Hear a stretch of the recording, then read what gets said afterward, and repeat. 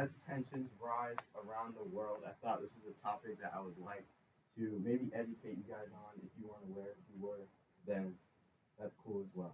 But my name is Dolphin. I'm explaining to you guys why the United States is actually one cyber attack away from collapse.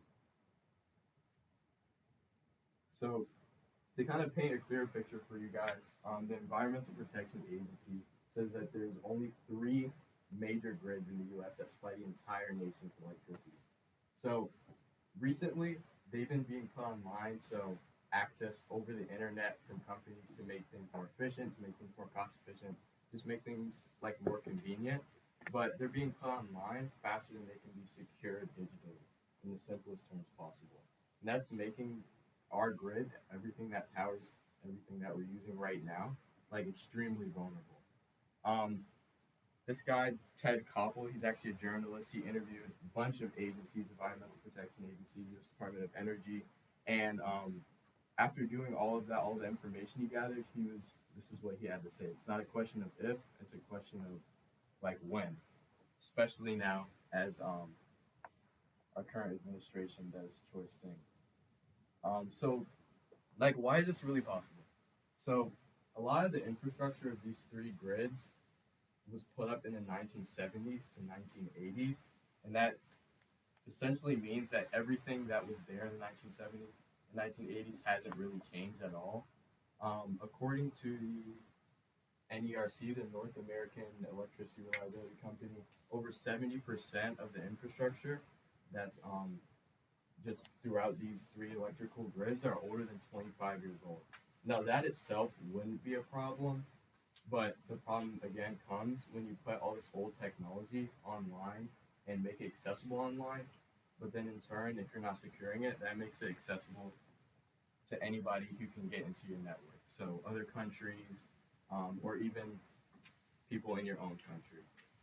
I think according to the NERC as well, there's over 24,000 points that are susceptible to cyber attacks throughout the three major electricity grids. So, what's really possible? Is this something that could actually happen to us? Is this something that's realistic and could actually happen to any country? Well, here in Ukraine, 2019, there was actually a blackout. In less than a second, Russia shut down power in Ukraine, hundreds of thousands of people for hours and hours and hours. Cost a lot of money, a lot of lives, and it was horrible. A lot of looting, a whole bunch of bad stuff. But looking at the U.S., again, what's possible for us. So when I mentioned those three major electrical grids, the Eastern Interconnection, the Eastern Interconnection supplies 72% of the United States electricity demand. So if that Eastern Interconnection was to be hacked and shut down, 72% of America wouldn't have access to electricity or anything like that. And obviously, with tensions rising, it wouldn't be unrealistic to say that that Eastern Connection power grid would be in the crosshairs of multiple countries.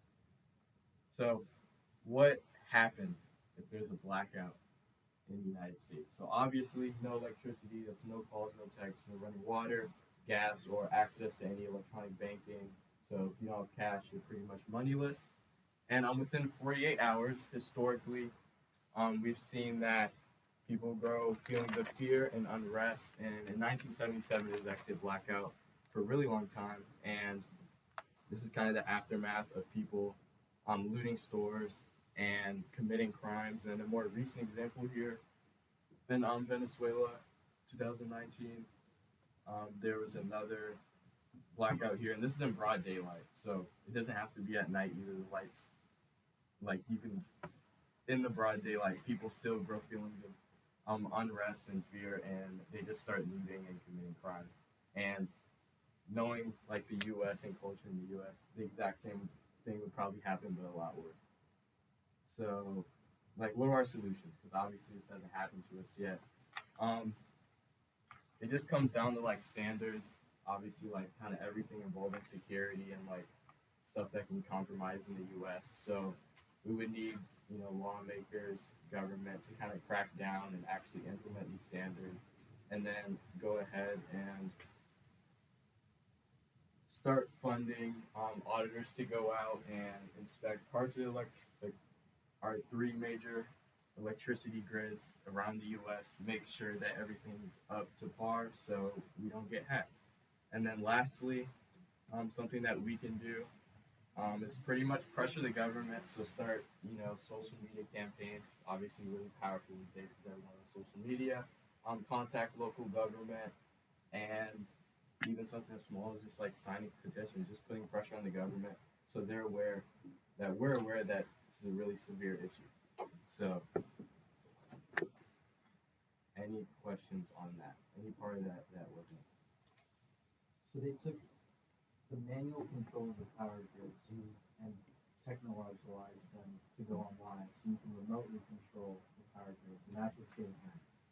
Yeah, but a big piece of it, and the reason why we likely have not been hacked, because how easy it is to hack is like unbelievably easy. But the thing that's stopping countries from hacking us is that the U.S. would obviously like retaliate, and that's like a really big like move. Like it's kind of almost like launching a nuke or something. Yeah. It's really significant. But any other questions? Any clarification on that? On anything? Yes. What exactly do you want us to do? Yeah. So I just said. So if you want to you can participate in social media campaigns. Like if you, I don't know, if you're a big person that posts on their Instagram